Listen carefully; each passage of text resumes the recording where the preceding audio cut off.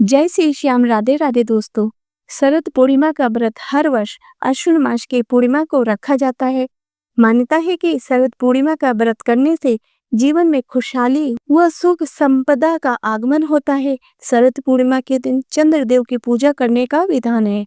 पौराणिक कथाओं के अनुसार इस दिन ही समुद्र मंथन से माँ लक्ष्मी प्रकट हुई थी। शरद पूर्णिमा के दिन चांदनी रात में खुले आसमान के नीचे खीर रखने की परंपरा है। मान्यता है कि शरद पूर्णिमा के दिन व्रत कथा सुनने या पढ़ने के बाद ही व्रत का संपूर्ण फल प्राप्त होता है। तो सुनिए शरद पूर्णिमा की कथा।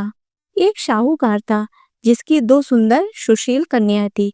दोनों बहनों में एक धार्मिक रीति रिवाजों में बहुत आगे थी और एक का मन इन सब में नहीं लगता था। बड़ी बहन सभी रीति रिवाज मन लगाकर करती थी, पर छोटी आनाकानी करके करती थी। देखते ही देखते दोनों बहनें बड़ी हो गई और दोनों का विवाह हो गया। दोनों ही बहनें शरद पूर्णिमा का व्रत रखती थीं, लेकिन छोटी के सभी धार्मिक कार्य अधूरे ही होते थे। इसी कारण उसकी संतान जन्म लेने के कुछ दिन बाद मर जाती थी। दुखी होकर उसने एक महात्मा से इसका कारण पूछा। महात्मा ने उसे बताया, तुम्हारा मन पूजा पाठ में नहीं लगता है, इसीलिए तुम शरद पूर्णिमा का व्रत पूरे विधि विधान के साथ करो।